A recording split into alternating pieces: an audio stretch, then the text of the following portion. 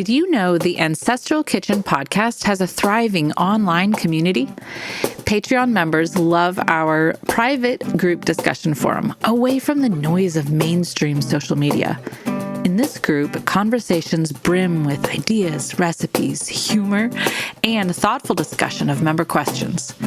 There's a bonus exclusive podcast where Alison and I answer member questions and talk more informally about our kitchens and our lives. This private podcast also includes after-show tidbits with guests, everything we didn't dare say on the main feed, and all the extra stuff we couldn't fit into the primary episodes. There's a monthly live chat where we get together with members, and afterwards the recording goes up in the private podcast feed for members to listen in later. Come and be a part of a group that will befriend, encourage, and support you and your kitchen endeavors. We'd love to have you join us. Find all the details at ancestralkitchenpodcast.com. Megan is a podcast listener turned podcast patron turned podcast admin. She's now working for the Ancestral Kitchen Podcast, and it has been so wonderful having her helping Alison and I out. This is a very special episode that we recorded just for the patrons of the podcast, and it went up on a private podcast feed where we have over 80 plus episodes that are just special bonuses for patrons of the podcast who are helping support it and keep us on the air. Megan is a garlic and lamb farmer, she and her partner, and we asked the patrons of the podcast for all their questions about garlic, and then Megan answered every single one. Everything ranging from varieties and planting methods, harvesting and storing, different uses for garlic, as well as ways of cooking with garlic, all the way up to medicinal benefits, and even talking about Megan's Garlic Festival. This is such a fun episode, and I think you'll enjoy getting to hear this intimate conversation from the private patron feed as a special summer bonus.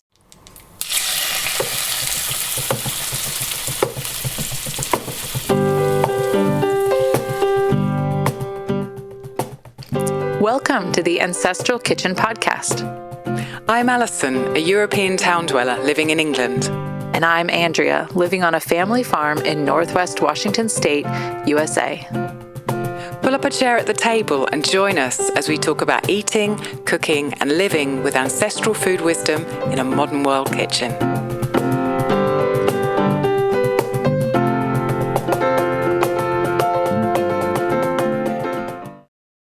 So hello and welcome to another Kitchen Table Chats. This one is particularly special because we have a guest with us. So there's three of us here at the table this afternoon for me, this morning for the two other people here. And we have Andrea. Hello, Andrea. And we have Megan. Hello, Megan. Hi there. So if you're a patron and you're on the Discord board, you probably know Megan. She is on there and has been on there quite a while. If you are a patron and not on Discord, Megan is a patron. And when Megan first came onto the Discord board, it became quite quickly clear that she is a farmer. And among other things, she farms garlic. And I mean, big time farms garlic. I think you have 14 varieties. Is that right, Megan? Yeah, it varies a little bit, but right now we're about at 20 varieties. Oh gosh, so more. Okay, 20 varieties. And so when all the rest of the patrons on the Discord board realised that Megan was a garlic farmer, of course, there were tons and tons and tons of questions about garlic because it's one of our favourite foods, as well as being medicinal and something that people like to grow. So we decided, and Megan said yes, thankfully, that we would collate all the questions from the patrons and then pin Megan down and get her to answer them all. So thank you very much for coming on, Megan, and welcome. Thank you. So I'm going to ask you the question that we always ask our guests, which is, what is the last thing you ate? Yeah, I always love this question.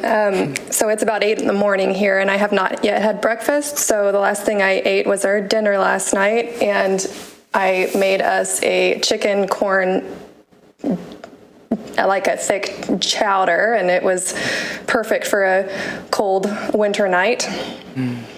What was in it? I cooked a whole chicken earlier in the week, so we had some meat stock and some chicken from that, and corn, garlic, of course, and onions, some peppers that we had grown over the summer and were frozen, and some potatoes and some milk. It was delicious. Nice. Okay. And did you eat it with anything, or just? I mean, it sounds quite filling in and of itself. We had small side salads to go along with that. Nice. And you used your own garlic in that, I'm assuming. Yes, sure did. Nice. Okay, so before we dive into the questions, tell us a bit about what it is that you do and how you got into doing it. Sure. So our farm's name is Ori's Farm Fresh, and we started our farm about 9 years ago. I have a horticulture background. That's what I went to college for. And my partner grew up in the garden center industry, and he owned for quite a long time an annual and perennial bedding plant business, so kind of a wholesale greenhouse operation. And about 9 years ago, he had the opportunity to sell that, and he did. And we had always wanted to grow food, but there just wasn't a whole lot of extra time when we were doing all of the ornamental crops.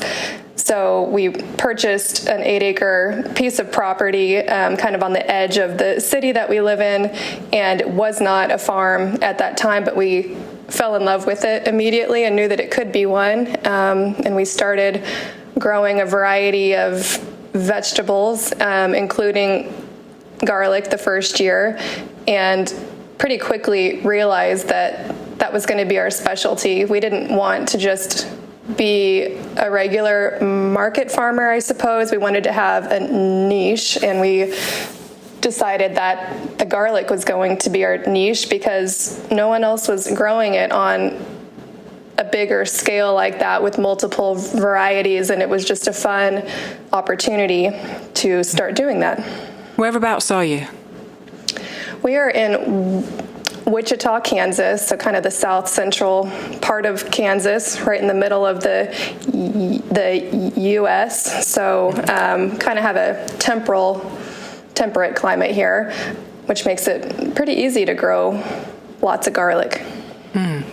And did you start selling it online straight away, or did you do markets? How did that develop?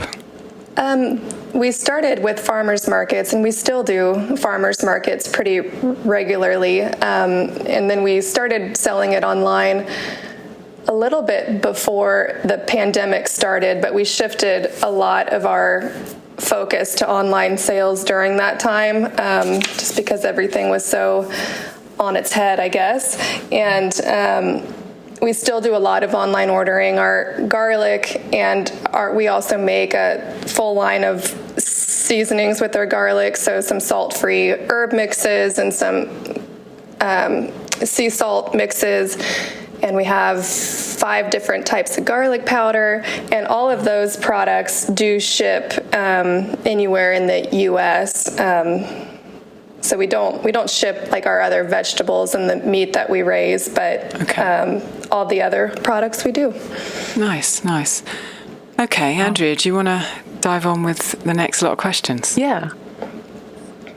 So you kind of sorted the questions, Alison, into categories, which is helpful because, like you said, there was a lot. The patrons are like, wait, garlic? Talk more.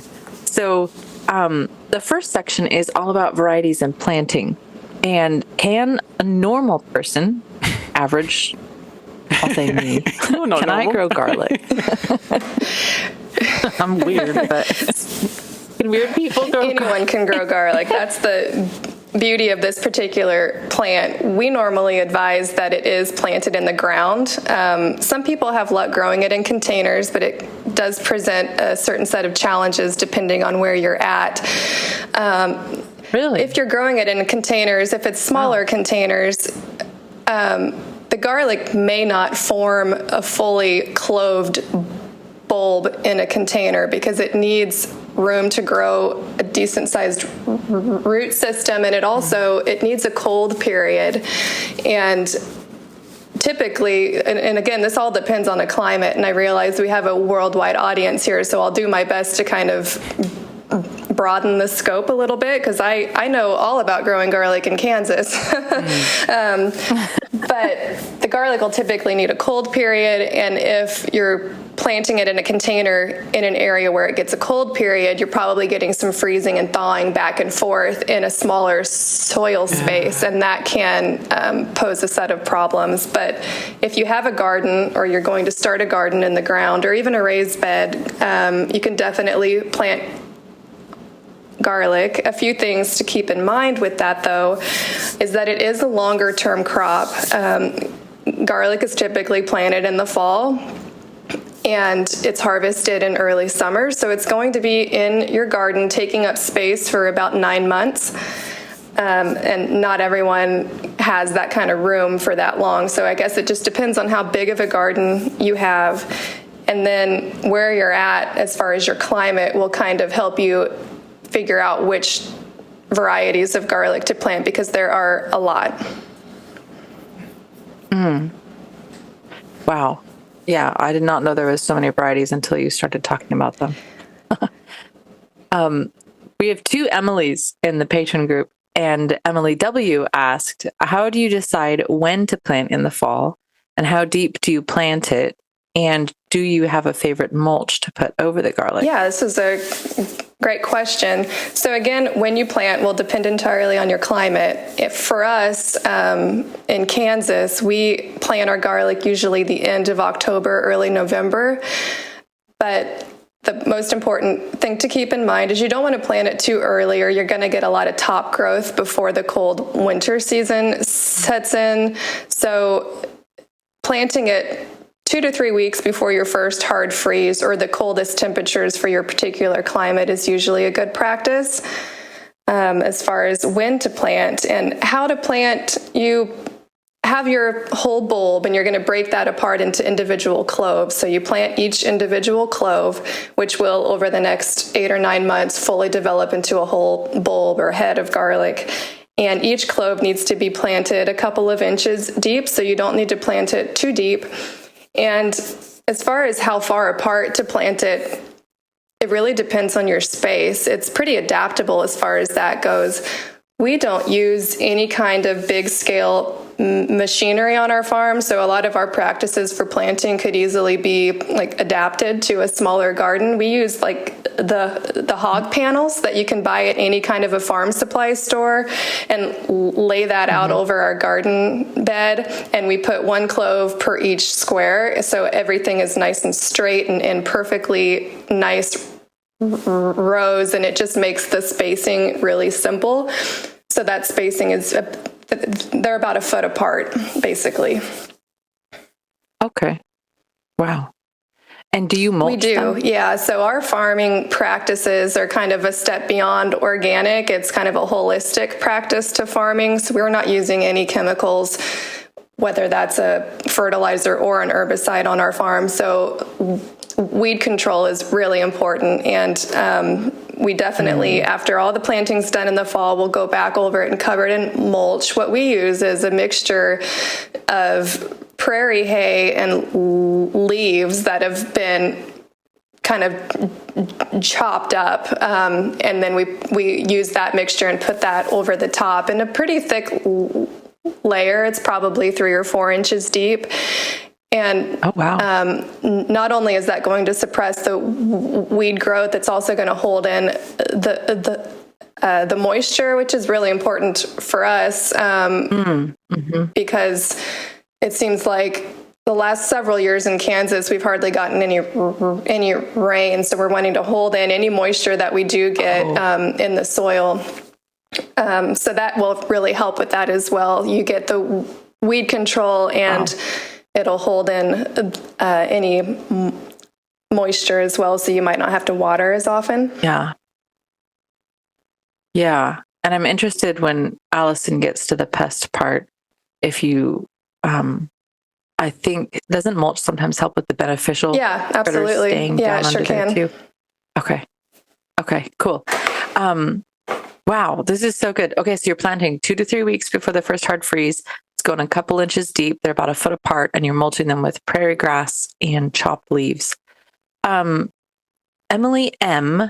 asked, you kind of already answered this actually. How many varieties have you grown? And do you have favorite varieties? And do you know how the varieties were created? Sure. So I know I have quite a lot to say about this, so I'll try not to go on too long. So when we first started farming, we kind of went all in, and we were growing as we were learning the varieties and what grows best in Kansas and what customers liked best and what stored the best. As we were going through that learning process, we were growing upwards of 40 different kinds. Wow. And over the last 9 years, we have whittled that down to about 20 that grow consistently well for us here in our conditions, and that sell well and that store well. So and that obviously that taste amazing as well. And one of the really cool things about garlic is that it is one of the oldest cultivated crops in the world.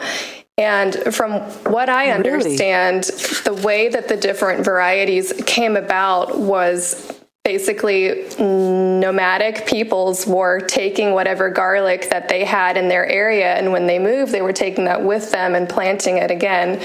And over time, that's how these different strains of garlic that's cool. came about. And gosh, yeah, exactly. And there's kind of a lot to learn about garlic. And what's interesting is when we go to the farmers markets, the comment we hear from our customers over and over again is, I didn't know there were so many varieties of garlic, because we'll typically have between, 6 to 15 baskets of garlic on our market tables at a time for people to choose from. And it's fun to educate people to say, well, actually, yes, there are different varieties of garlic, just like there's different types of apples or peppers or tomatoes. And the thing to know really about the garlic is there's two main groups. There's the soft neck garlic and the hard neck. And the hard neck will form kind of a hard stem in the middle and send up a flower stalk in the spring, and that's called a scape. And those varieties, the hard neck varieties, typically will grow better under more northern or colder climates. There are a few exceptions to that.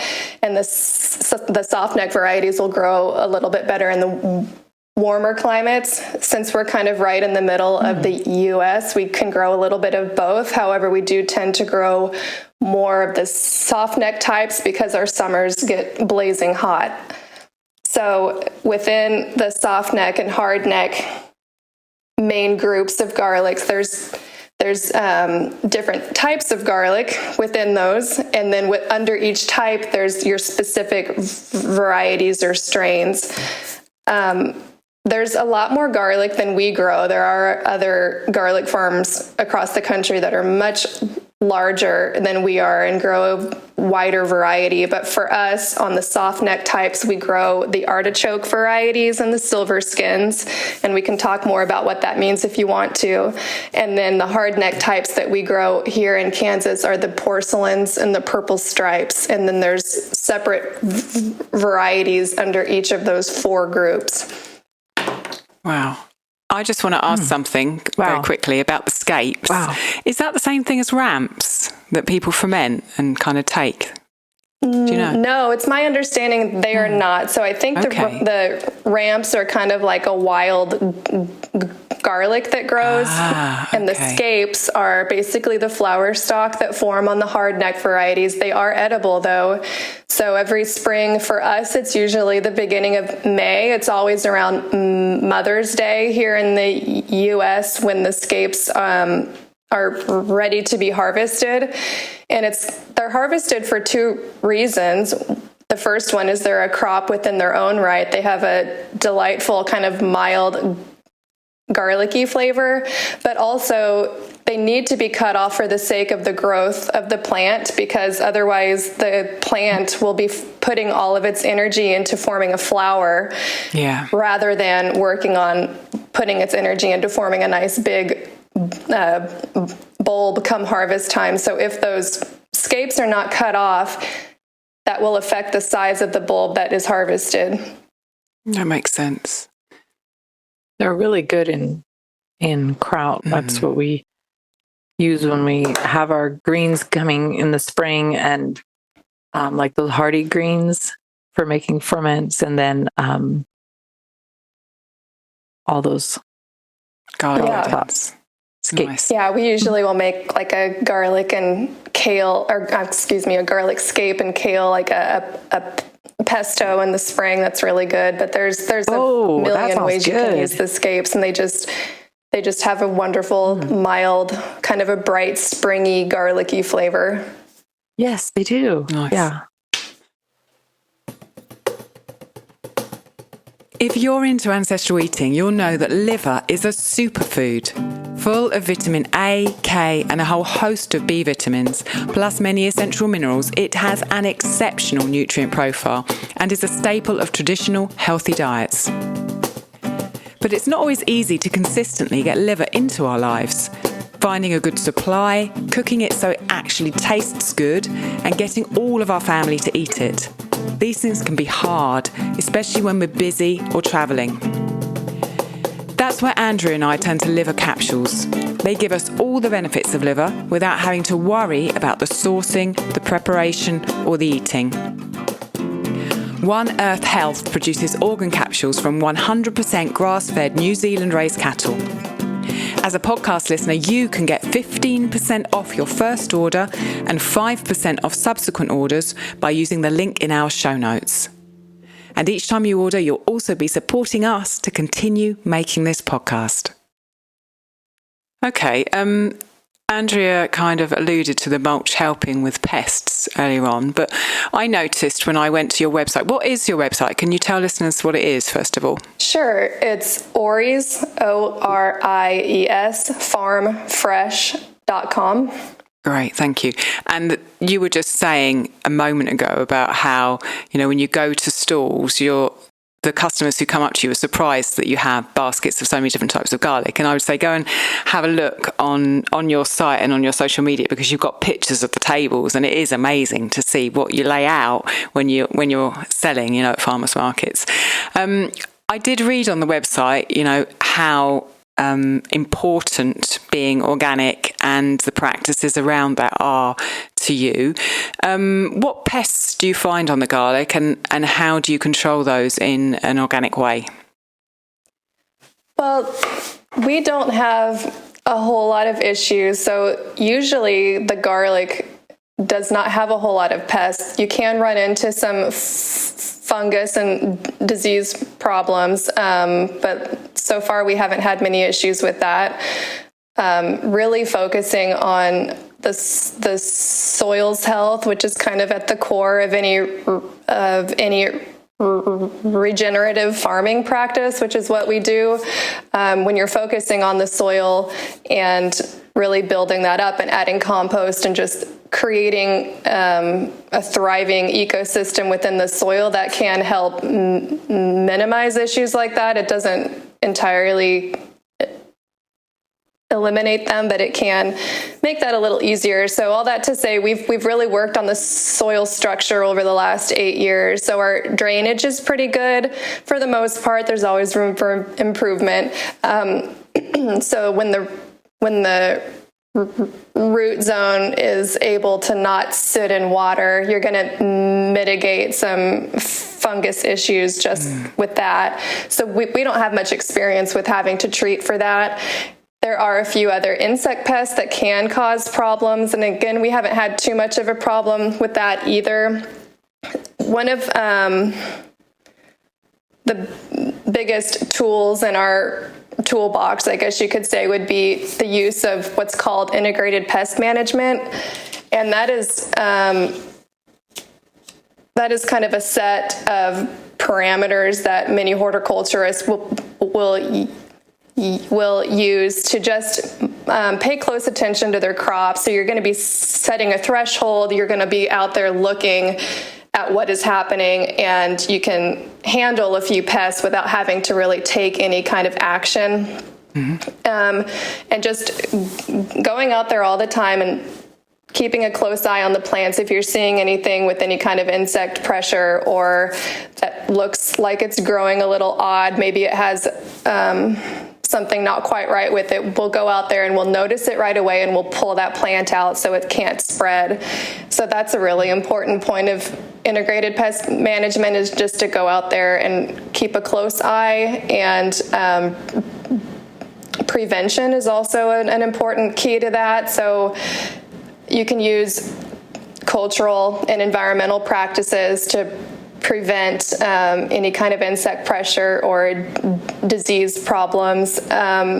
Some environmental prevention steps are kind of like what I already mentioned with the focusing on the health of your soil, just kind of keeping a clean space, keeping the weeds pulled, or a cultural practice would be to make sure that you rotate your crops, which is an important thing to do with any kind of insect or disease problem with the garlic. You do want to rotate your crops so they're not growing in the same place over and over again. And that doesn't just go for garlic. It's going to go for anything in the same family as garlic, which includes leeks and onions and shallots. So you're going to not grow in the same spot every year, and that can help.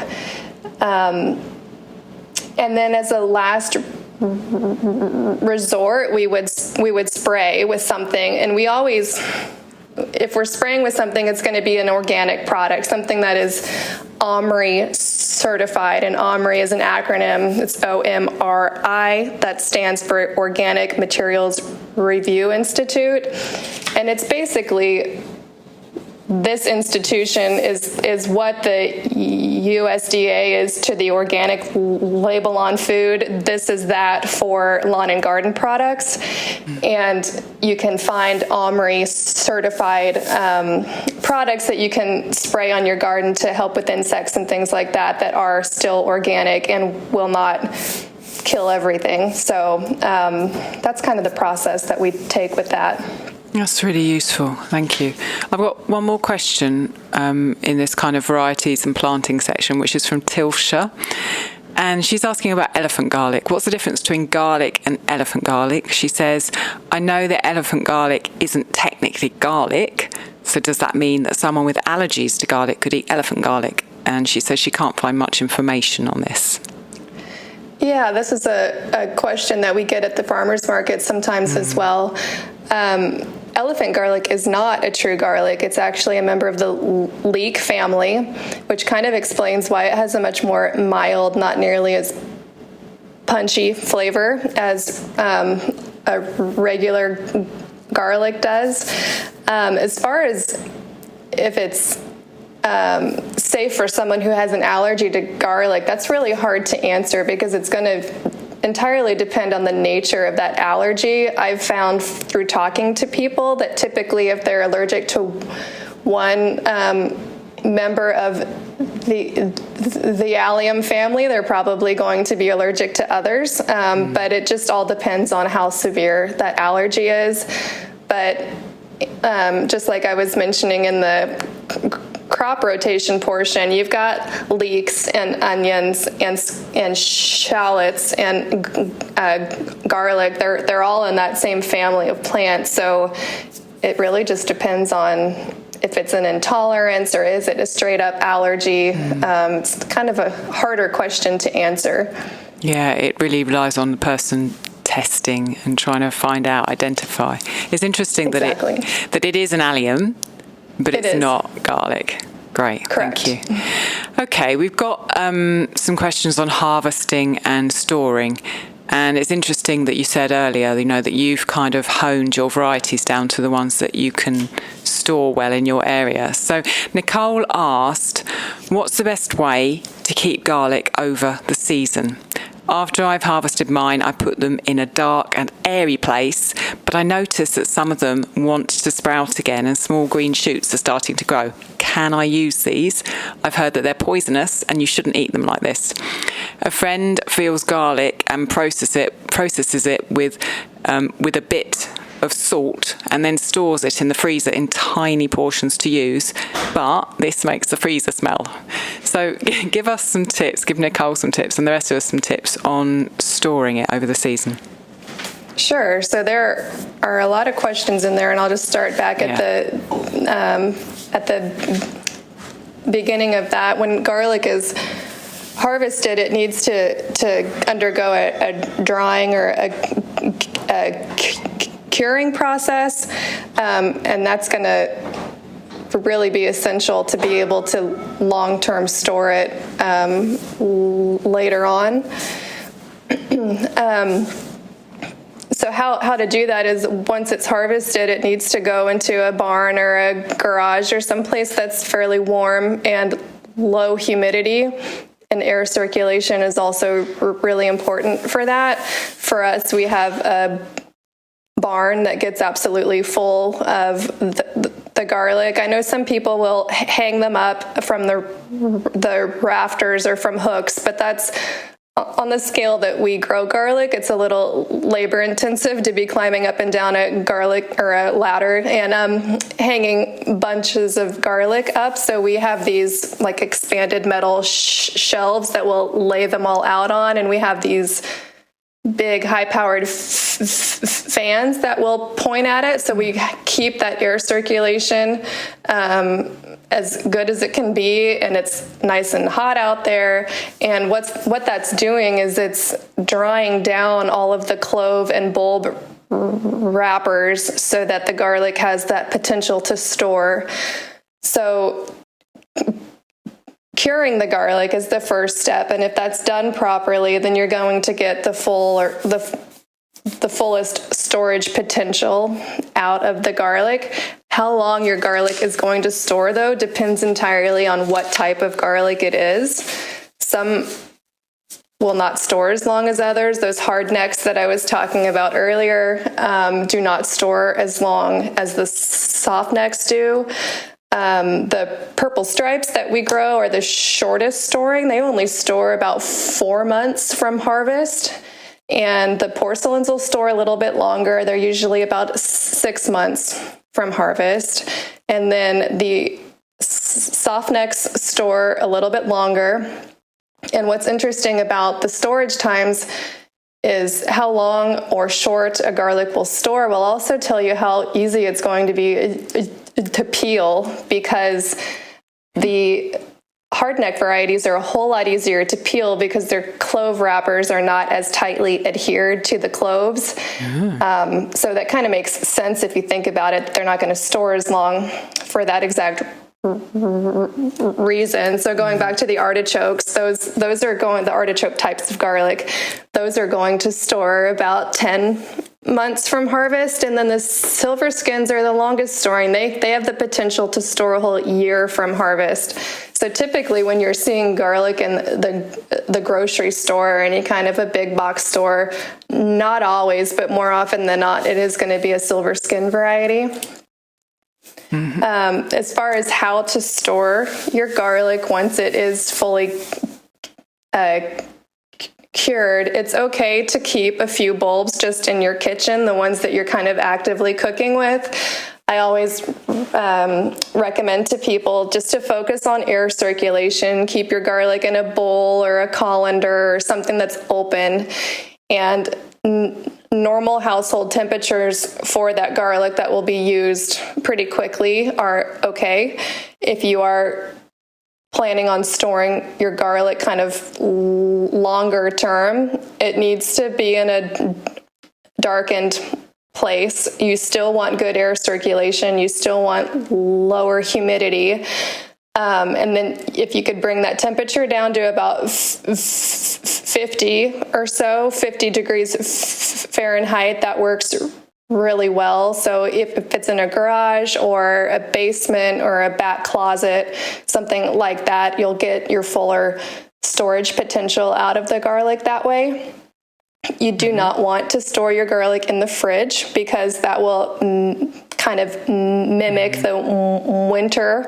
And as soon as you bring that out of the fridge, it's going to sprout like crazy. So it will, if you store your garlic in the fridge, typically that's going to diminish the shelf life of your garlic. So that kind of goes into the shoots. The shoots that sprout on the garlic, they They are not poisonous. They are completely edible. Good. They actually have kind of a similar taste. The actual sprout is going to have a similar taste to the scapes that I was talking about earlier, kind of a bright, springy, mild flavor. However, once a garlic clove starts to sprout, it will kind of change the flavor of the actual clove. Typically, it gets kind of stronger and not necessarily in a good way. It's still perfectly safe to eat, but it will alter the flavor. And did that answer all of those? I think it may have. So do you use garlic that started to sprout with green sprouts, or do you pass that and put it in the compost? So we don't let ours really sprout to the point of it's actually starting to grow out of the top of the bowl. But once you reach several months into the season of garlic being stored, when you cut into a clove, you'll see that green sprout in the middle of it. And I don't pick that out. I'll cook with that, and it's fine. It's just kind of part of the process. Once you get several months out from the harvest, you're going to start seeing those sprouts in there, and it's perfectly fine. Okay, so going back to Nicole's question, it sounds like she's doing a good thing, storing them in a dark and airy place. And it's perhaps the variety of garlic that she's got perhaps is one of the ones that doesn't keep quite as long. And so that's why her ones are sprouting, but it's fine for her to use the garlic with those sprouts. She's not going to do herself any harm eating them. Exactly. Yeah. Great. Okay. Bring to mind your kitchen. Now imagine it full of expert women fermenters ready to teach you everything they know. Vegetables, salumi, drinks, kefir, dairy, sourdough, vinegar, koji, and much more. The Fermentation School is just that, online, in your kitchen, whenever you want. World-leading female educators sharing their incredible experience in video courses that will guide you step by step through your next fermentation project. Ancestral Kitchen Podcast has teamed up with the school to offer its 60-plus courses to you at a 10% discount. When you say yes, you'll also be supporting the work Andrea and I do as you skill up. Go check out their courses via the link in the show notes. I'm betting there's something there that's going to get you really excited. Happy fermenting. Okay, that's the harvesting and storing done. Andrea, do you want to go on with the next ones? Yeah. So you can only say garlic so many times before everybody starts to get hungry. So let's talk about uses. Francine, who is one of our patrons in Australia, asked, what are some best or different ways to preserve garlic, and then some of the subsequent best or different ways to use it? Yeah, this is and I know you have a lot. There's a whole lot you can do. I mean, obviously, just cooking with it fresh while it's in season, you can do that for a long time. We're typically only out of garlic for couple of months, maybe 3 months before we start harvesting again. So if you're wanting to preserve it, though, I mean, there's obviously a lot of different ways you can do that. You can dehydrate it or freeze dry it, either whole or, in pieces if you wanted to. And then a really wonderful way to preserve it is to ferment it. It can be fermented in honey. It can be fermented in a saltwater brine, either a whole clove or a paste or a pesto. Oh, yeah, that sounds amazing. Yeah. I went, your website is amazing. If anybody's going to it, people want to see pictures of your garlic drying. I saw some on there, or just really gorgeous pictures of your farm. So beautiful. And you and Wes and the little one, and just everything's so gorgeous there. But you also have a lot of recipes. So yeah, your website is a great resource. Thank you. That I know the patrons are already all enjoying since they know you. So okay, so that was Francine's question. And Emily M asked, how many different ways can you think of using garlic? How can you not use it though, right? Yeah. I imagine that's probably your thought is, what would I not use it on? Pretty much. We've noticed in the last 9 years of being garlic farmers that our garlic tolerance has grown exponentially. So we put it in all kinds of things, and we always will put more in than a traditional recipe will call for. But I mean, it can be used raw. There's some varieties that are a little more mildly flavored that really suit well to being used in raw applications, whether that's a pico de gallo, salsa, pesto, a salad dressing or anything like that. And then it can be fermented, like we just mentioned. You can use it in your cooking. It can be roasted. It can be smoked. You can freeze it as well. You can freeze either whole peeled cloves, or you can make, if you're roasting garlic, you can run that through your food processor and make it into a puree, and then freeze that in maybe like a teaspoon or tablespoon size portions as well. So I mean, the sky is the limit on that, really. I just want to jump in and say about, I think it was 3 years ago maybe, I did some research on garlic, and as part of that, I took raw garlic cloves and covered them in chocolate, because I'd read that people had done that. And so the three of us were there testing raw garlic cloves covered in chocolate, and Gabriel wasn't impressed at all. Like, seriously. He was I would say that was probably, that's never happened again in the 4 years, even though I've used raw garlic in other things. And, obviously when it's fermented, it's raw. And Italians have this kind of tradition of rubbing raw garlic vigorously over the surface of a bread and then drizzling olive oil over the top of it, and then just enjoying the strong garlic and that oil together.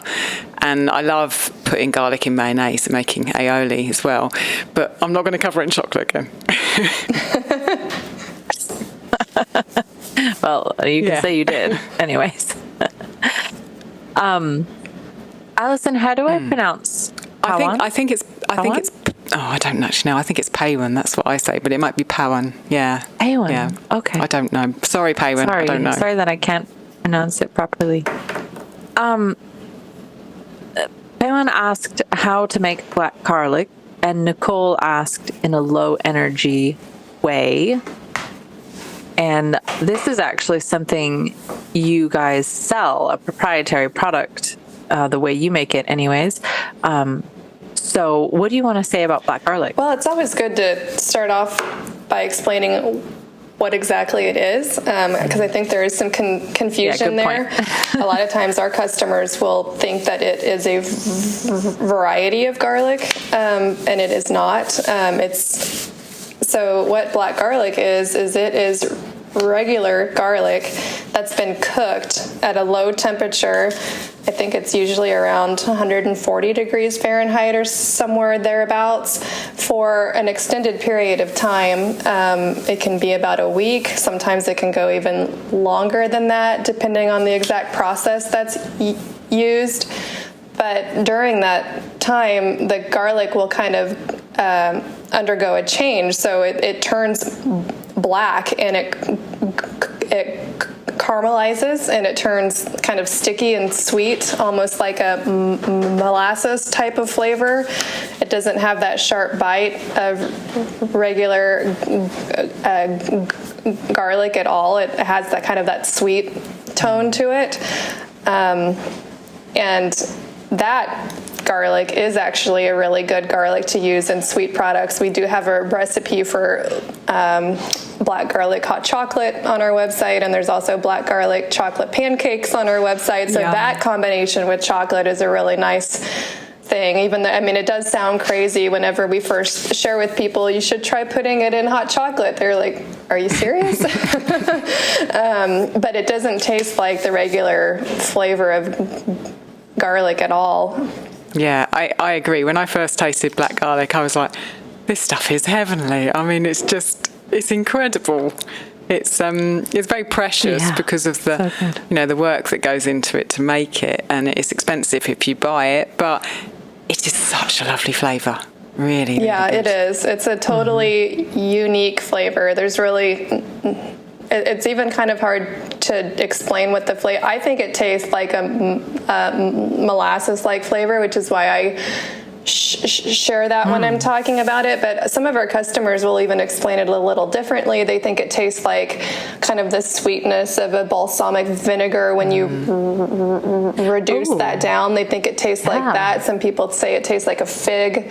So it really is kind of this umami kind of sweet flavor that is hard to explain, but I mean, it's good. It has that sweet flavor. Our son eats it plain and says it tastes like candy. So I would say that it's kid friendly. But another great thing about the black garlic is not only does it taste really unusual and sweet, and it's just a wonderful flavor, that low and slow cooking process is supposed to kind of make all of the wonderful health benefits that are already inherent in all garlic more available. So it's supposed to increase that antioxidant content, and it just has it has all of the same health benefits of the regular garlic, just kind of on a whole new level. And a lot of people who are ill will actually seek out the black garlic for that purpose. Wow. Okay. Wow. I'm with your son that it's kind of got this almost like it's a gummy candy texture almost a little bit. So I can see why he correlated it with candy. It does feel like that. And okay, so awesome. Yeah, you told us, Megan, when we were prepping for the interview, that there was a resource for black garlic that you had used yourself that you really enjoyed. Tell us what that was. Yeah, I took the fermenting garlic course at the fermentation school just to educate myself a little bit about that, and I really enjoyed it. And she talks a little bit about the methods that can be used to make the black garlic, but she also talks about how to ferment it in honey and to lacto ferment it as well. And I just really enjoyed that course, and I've been trying to tell everybody about it. You should take this course. It's great. Well, we'll pass that information on to the listeners. Listeners might know, and patrons certainly know, that we have a discount organised with the Fermentation School. So if you do fancy having a look at that course, which is the Kirsten Shockey course, we interviewed Kirsten last year, that is at thefermentationschool.com, and we'll put a link in the show notes for it, and you can get a 10% discount and support the podcast if you want to learn how to make black garlic and how to lacto ferment garlic and how to honey ferment garlic as well. So that's wonderful. And share it with me, please, if you make black garlic. Okay, let's talk a little bit more about cooking, because we've got some questions on cooking with garlic. And the first one I know is a stickler because lots of people have asked me about it. Nicole said, have you got some hacks on how to peel garlic? Well, I do. So first of all, like I kind of touched on earlier, it's important to remember that there are some types of garlic that peel easier than others. So if you can get your hands on a hardneck variety of garlic, you will find that those are easier to peel. The clove wrappers do come off of the clove a little easier. But other than that, the most effective way that I found is kind of the tried and true technique of taking the side of a chef's knife and whacking the clove of garlic to kind of loosen that clove wrapper. And that can take a little bit of practice because you need to know how hard to hit it without smashing the clove, but that works really well, and you don't need any special equipment for that. If you are looking for some sort of a utensil to help with that, you can find those silicone, like a hollowed tube that you put 2 or 3 cloves of garlic in at a time, and you can roll that on the counter, and that will help get the clove wrappers off without like breaking the skin on the garlic. Yeah, I have one of those. I didn't intentionally buy it. I bought a mortar and pestle, and it just came in the box for free. And I was like, what's this tube thing? And then I realised what it was by looking it up. And I've found when I make fermented garlic, because I make the salt brined one quite a bit, and I've got like literally 8 heads of garlic to peel. I've found it useful, but I've also found that it works much better on cloves that are round or more rounder. Whereas if I use the thinner cloves that are more like rectangles, they tend to not go as well in the silicone tubes. So those ones I'm whacking with the side of a really big knife as well. And then when you peel the garlic, of course, it's really it puts something on your fingers that makes all the bits of the garlic paper stick to your fingers. After doing kind of 6 heads of it, I've got garlic, the garlic peelings all over my fingers, and I'm having to put my fingers under the tap to get that stuff off before I start the next lot. There's nothing that I can do about that, is there? That's just, I've got to go through that. Is that right? As far as I know, I mean, there might be some hacks out there on the internet that I've not come across, but I just try to put my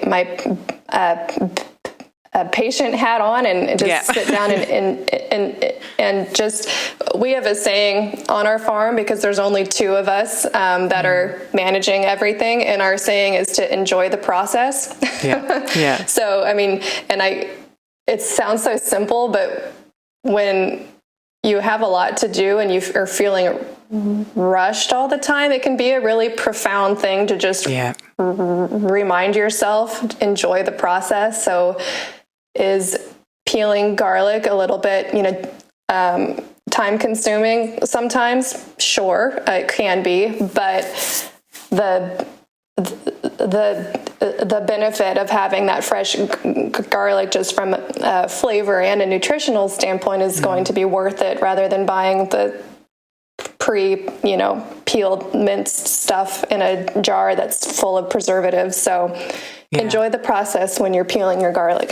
Yeah, I agree with that. I say I'm into that. I think after the first time I did it, I was like, I'm not doing this on my own again.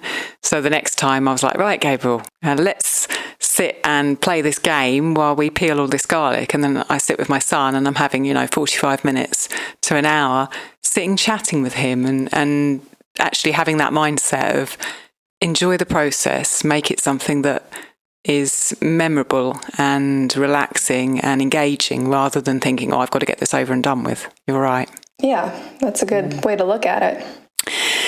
You mentioned minced garlic, in a jar with preservatives. And I saw that on your site you sell garlic powder. And I've never used that. And I wondered, do you think, from your experience in the kitchen, that it's a good substitute for fresh garlic, or that it's lacking in certain ways? Tell us what you think about that. I think that kind of depends on what your goal is, if you're substituting it, because it's not going to have the same amount of health benefits as using the fresh garlic, I don't think, but it can still have a really wonderful flavor to it. And oftentimes, depending on what I'm making, I'll use both garlic powder and fresh garlic, just to kind of get a more well-rounded garlic flavor in whatever it is that I'm making. But the garlic powder is nice to have, in my mind, for a couple of reasons. And one is I want to have garlic powder on hand for when fresh garlic is out of season. And then I also want to have that garlic powder on hand for those nights when I am in a hurry and I have 15 or 20 minutes to get a meal on the table and I can't peel garlic. I'm happy to have that option to take a shortcut when I'm cooking, but it's still going to result in a healthy meal that's going to nourish my family. So that's kind of our idea with having the garlic powder, is so we can have that punchy garlic flavor year round, regardless of if the garlic is sold out or not. And then just to have that on hand in case you need to hurry when you're cooking, because that does happen to all of us. Yeah, completely. And I will say too that an important thing to look out for if you're going to buy garlic powder is a lot of the bigger brands that you might find at a grocery store, a big box store, they might have anti-caking agents that are like mixed in with the garlic, and that what exactly that is can range from a rice hull powder to a cornstarch to other things that maybe I can't even pronounce, but smaller scale farmers like us who sell our value added products like the garlic powder, like it's just that there's nothing added to it. So it isn't going to have any questionable ingredients in the jar. So if patrons want to go and have a look at the garlic powders, they can find those on your site, yeah? You've got a shop there. Absolutely, yes. Yeah. They are for sale on our website. And you've done a special discount code for everyone who's listening. Do you want to say what that is so people can buy from you with a special podcast discount? Sure. So I will say that on our website, we have a wide range of products, and some of those are only available for local pickup and things like that. So we don't ship everything that we sell. We do ship our garlic and the garlic powders and any kind of like a shelf stable product. And I've created a discount code on our website that you can use on the checkout page. It's just the word ancestral, and that will get you 15% off your whole order. Wonderful. And does that discount code stay if people are listening to this like a bit later or coming back? Is there an expiry on it or not? No, I made it to where it will not expire. You can only use it once per email address, but it does not expire. Wonderful. Okay, great. So people can go and have a look at your shop. Talking about your website, as I think both Andrea and I have said, there are some amazing recipes on your site. So, you know, even if you're really far away from Megan, like I am here in Italy, do go and have a look at her site, because some of the recipes on there, I mean, you'll want to cook them straight away. And Andrea got a question in here, which I'm going to read. And she asked, do you have some favourite garlic recipes? So tell us what your favourite garlic recipes are. That's a hard one, because so often the garlic is just a part of a recipe and not necessarily, it isn't always the star of the show, I guess. But we'll eat a lot of sauteed greens in the spring. We grow like the beet greens and the rainbow Swiss chard and the spinach and a whole host of other greens, and we love to saute those with a whole bunch of minced garlic. So that's probably one of my favorite recipes that we have on our website for sauteed garlicky greens. It's just a nice springy thing to eat that's really good. I also have worked hard on putting quite a few black garlic recipes on our website, because often people are so intrigued by it, but they might be a little nervous to try it because they don't know what to do with it. So there are quite a few black garlic recipes on there, and some of them are a little unorthodox. Like I mentioned earlier, we've got black garlic chocolate pancakes and black garlic hot chocolate, and those are really fun to make with the kids. I'm trying to think what else I have for recipes that we eat a lot. We raise lamb on our farm, and something that we probably eat a couple of times a month are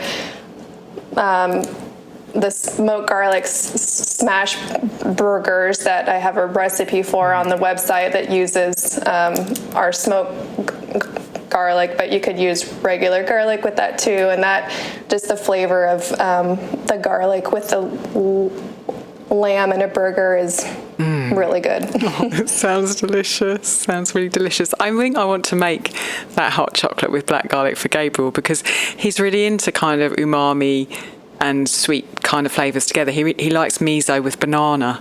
And so I'm thinking he would really love hot chocolate with black garlic. Oh, I bet he would. I want to make that for him. One more question that we just thought of, which is on your online shop, can people buy your garlic as starts so they can grow their own garlic? Do you sell that? In the kind of late summer and fall season, we do sell what we kind of call a jumbo grade. It's just our biggest, nicest bulbs that can be used for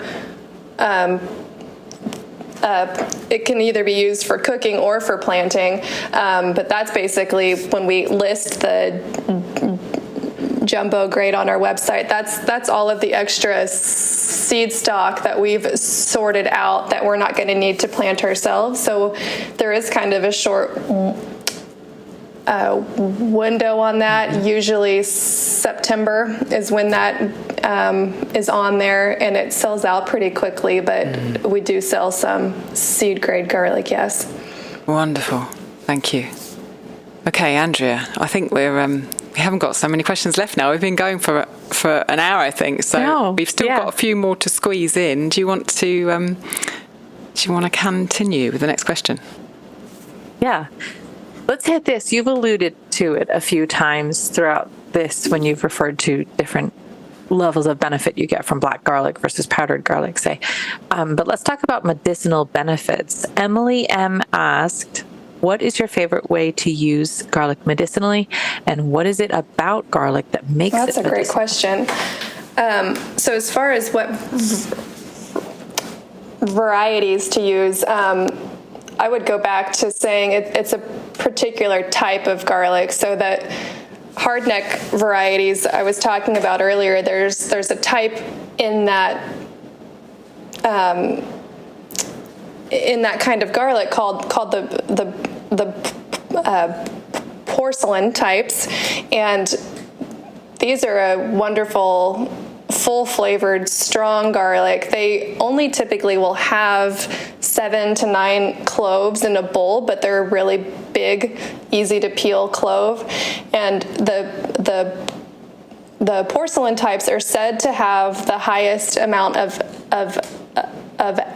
allicin of any other kind of garlic, and of course allicin is that sulfur antioxidant compound in garlic that gives us all of the wonderful health benefits. So I always encourage if people are seeking out garlic for that purpose, any kind of a porcelain variety is going to be the one you want. And as far as how we if we're sick, sometimes I'll make a garlic shot that has like apple cider vinegar and lemon juice and maybe a little minced garlic and some cayenne in it. So that we'll take that if we feel like we're getting sick. Otherwise, just to chop up a clove and to take it with a spoonful of honey. We'll do that a lot as well. For health reasons. Yeah. Wow. I had heard years ago that, when you like smash a garlic clove, how it starts to produce some beneficial effects. And if you let it sit for 10 minutes, then even if you cook it, then I was told that the beneficial effects aren't diminished. But if you cooked it right away, that they would be. Do you know? I don't know where this person got their reference on that, but well, I actually learned it is true. I learned that a few years ago from a dietitian friend of ours. And so we even have this kind of written on the garlic page of our website. But if you're consuming garlic for the whole purpose, or for at least partly because of its healthful properties, then to get the most benefit from it, we tell people to chop and stop. So after you chop, grate, or mince the garlic, you need to let it sit on the counter for about 10 minutes, like you said, before you're adding it to whatever it is you're making. And kind of the fun sciencey part behind that is that garlic's superstar compound is that sulfur compound called Allicin, and it's known, like I said, for its antioxidant properties, its anti-inflammatory, antibacterial, and even antiviral properties. And allicin is created when two amino acids that are within the garlic come into contact with each other, but one of those two compounds is really sensitive to heat.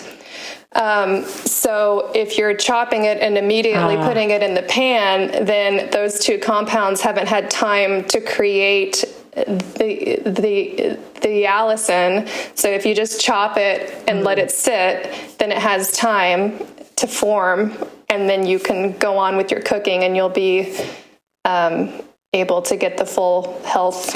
And cooking doesn't destroy the allicin, then it's still got the same health benefits after it's been cooked.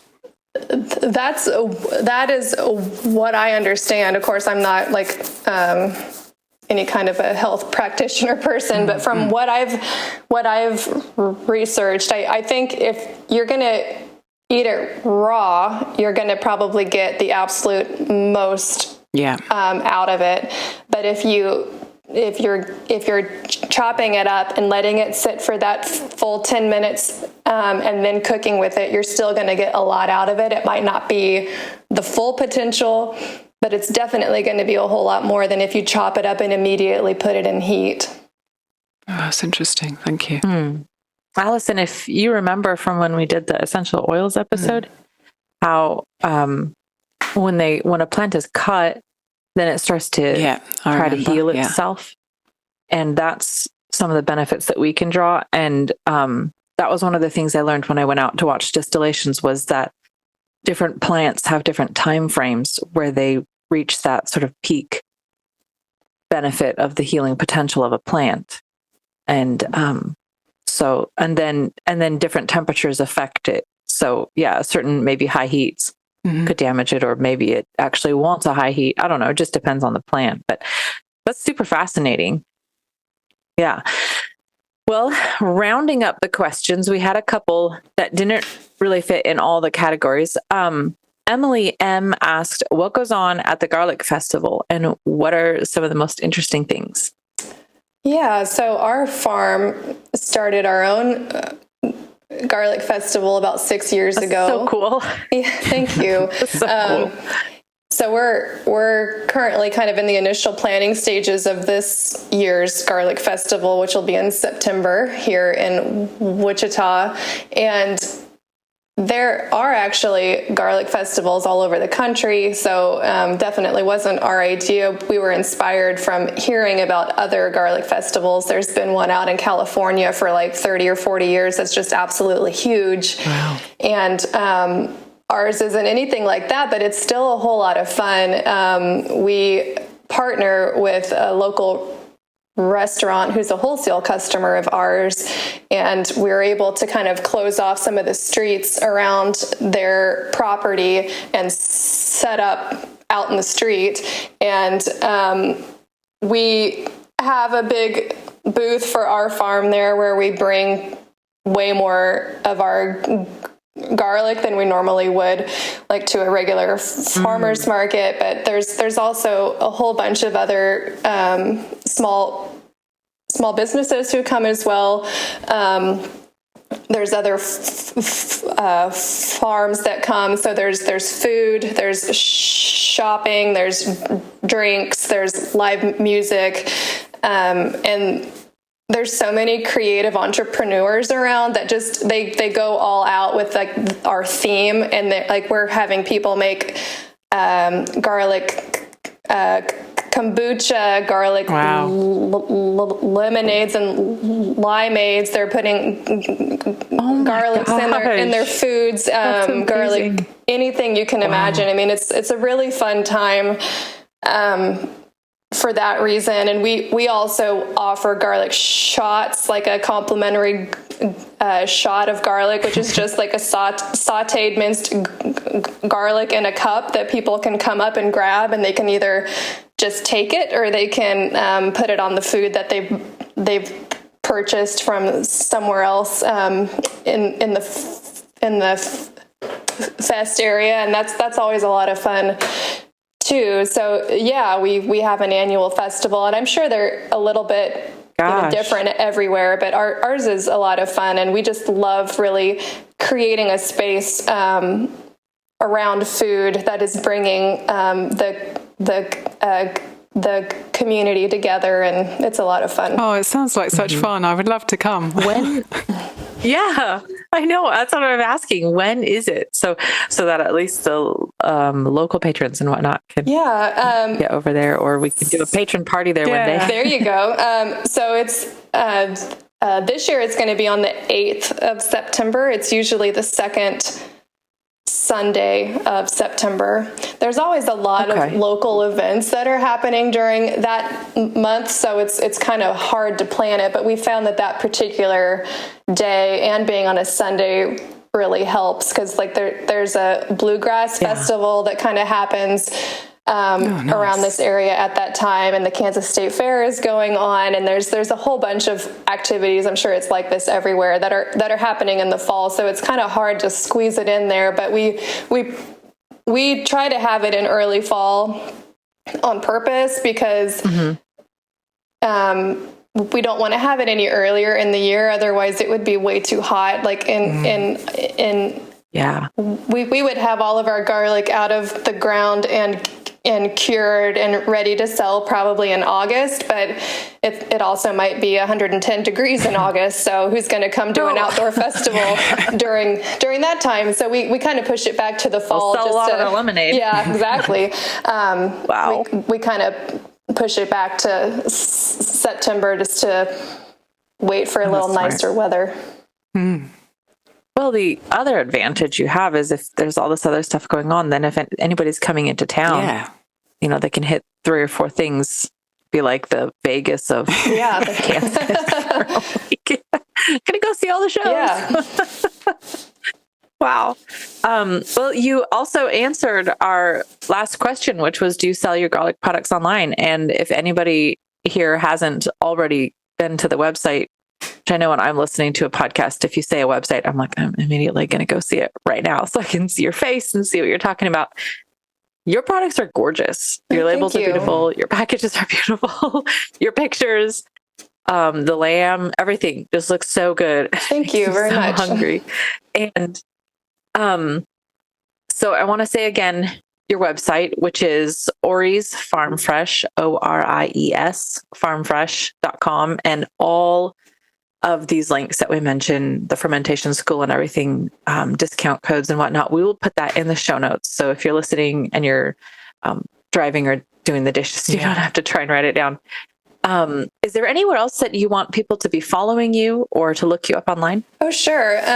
We also have Facebook and Instagram pages, so you're more than welcome to follow us along on our social media channels. There's also a place on our website, kind of at the bottom of the page there, where you can sign up for an email newsletter as well, just to kind of stay in the loop with what's happening with our farm. And we always share, like what's happening at the farm and any kind of new product updates, and sometimes some email subscriber exclusive sales on there. So that's kind of sweet. Yeah. And you've got, you mentioned already, you have a code for all the listeners so we can all go on and fall in love with your products with the code Ancestral. Is that all caps or does it matter? I think it is all caps. I'm not sure if it's case sensitive or not, but I think I actually typed it in there all caps. Okay, cool. So everybody can go fall in love, subscribe so we can get, I think you said when I read about your email thing, because I just subscribed to, that it said you have recipes that go out in there, which obviously we love a recipe. So awesome. And then you can teach us more about these things that you kind of touched the surface on, but really wonderful to hear more. Thank you, Megan. It's such a great resource for the patrons to have, and will help them, I'm sure, grow some garlic and cook it and eat it and enjoy it and love it. Thank you. Well, thank you for having me. This has been fun to talk about garlic. Yes, it has been, and I'm starving now. Let's go and have some garlic. Bye. Bye. All right. Bye.